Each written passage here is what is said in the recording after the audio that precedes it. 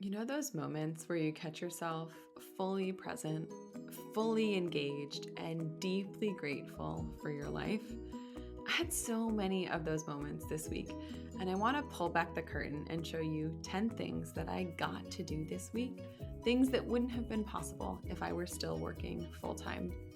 This episode isn't just about my week. It's not even really about me. It's about what's possible for you when you reclaim your time and build a career that actually fits into your life, not the other way around. There was a time when my schedule was so packed that I barely had time to breathe. Between long hours, unending documentation, never ending to do lists, I felt like I was constantly behind. Now, my career is still thriving. I still have to chart. I still see patients. I still occasionally have long days in the office, but I've built my career in a way that actually supports my life instead of feeling like it's taking away from or sort of detracting from my life. And let me tell you, this week was a perfect example of how much my part time schedule has changed nearly everything in my life. So here's a little behind the scenes of what I was able to do this week because I work part-time. I took my kids to their 4:15 well check appointment without having to frantically reschedule patients or stress about rushing directly from work to get them to the office. I made homemade cookies and a lasagna for a friend who was going through a hard time because I had the mental space and the actual time to be thoughtful and to think she might need this and then to show up in a way that mattered. I also made one for an upcoming vacation for our family and I threw it in the freezer. And that is a gift to my future vacationing self because that night I don't have to cook dinner.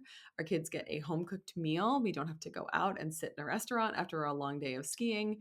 And it's in an aluminum pan. So magic, no dishes. I trained nearly 10 hours for my upcoming Ironman 70.3 endurance race. Full stop. This would have been impossible in my old life. When I was burned out and working 60 hours a week, I was struggling to get a 20-minute core workout in once a week when I was mid pandemic 2020, deep in burnout and feeling like, oh, I just could not even with exercising. I knew that exercise would make me feel better, but I just could not get it done. I skied 3 days this week because I could, because I love it, and because I had time. Because I've built my life in a way that allows me to actually enjoy it. One of these days that I was skiing was a bluebird day, incredibly clear, this sunny day, just great snow. I was able to ski with a friend of mine. There were just these exceptional conditions. We had great conversation on the chairlift. Truly, ah, just chef's kiss, one of my favorite ways to spend a morning. I had unhurried, intentional conversations with my husband over coffee for him and tea for me. No rushing, no work stress, just actual time to connect. I should caveat this by saying we do still get stressed out, and Dan is still working full time and he has a very stressful job. So it's not that stress just doesn't exist in our lives. It's just that redlining stress, like max capacity stress, is no longer my baseline. I grabbed a mid morning brunch with one of my very best friends, and I had one of those life giving catch ups where we told each other what was going well and we shared what we were struggling with. And it was just this deep conversation that just doesn't happen when you're squeezing social time into the margins of your life, where we had a nice, slow meal, which was delicious, and just this wonderful, life giving connection and conversation. I was home when my kids got off the bus from school. Instead of relying on aftercare or sitters, I was there. And that is something that I've gotten used to because I've been part-time for a couple of years, but I remember just being so magical when I first started doing it because I never imagined that I would be out of work and home and present at 3:45 when their bus lets out at the bus stop. I was just able to show up for the little moments, whether it's a deep, meaning conversation with my kids about bullying at school, or kindness, or simply one of my boys telling them that their favorite class today was, again, gym class. These tiny moments are what life is made of, and I can be present and clear-headed and focused on them during those times.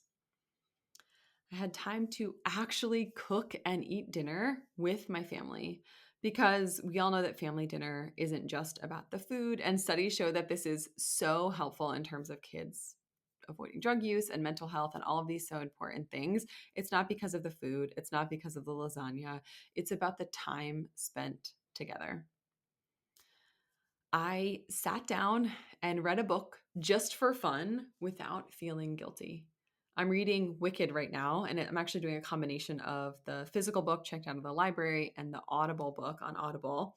And it's a really fun one. It's sort of outside my typical genre, but I'm enjoying it. I am status post seeing the movie and planning to see the play on Broadway with one of our kids this year. And this book is not for work. It's not for self-improvement. It's just because I wanted to, and I wanted to check it out, and I wanted to enjoy it. I took one of my kids on a one-on-one date because I just know that some intentional one-on-one time with kids is life-giving to them and their sense of attachment. And I like them. And I think they're getting really cool, and their personalities are just in this super fun place. Driving home from that one of those outings with my kids, one of my sons and I were talking, and I said to him, "Bud, do you know what my favorite part about parenting is?" And he thought about it and he said, "Is it bossing people around?" And once I stopped laughing, I told him, "No, honey, it's being here, and it's watching you grow into your personality and seeing who you become as a human being." And that moment, that special moment of connection and laughter and discussion, I would have missed that when I was working full time. That outing could have only happened on that day because it was a Wednesday, and I get out at 3 on Wednesdays. The outing in question, it was not some magical trip to the amusement park. We ran out to our local consignment store to get him some sneakers to wear to basketball. Now, I want to give you some hope that this is a life that you too can create for yourself. This didn't just magically happen overnight. I had to be strategic about how I transitioned to part-time work. So now it's your turn. I want to hear from you. Email me. You can send it to tracy@tracybingaman.com. What's one thing you would do this coming week if you were working part-time? And if you are ready to make part-time practice of medicine a reality, I invite you to join us inside of my Pathway to Part-Time group. We are starting soon. Join us. The link is in the show notes. That is all for today. This PA is out. Thank you so much for joining me.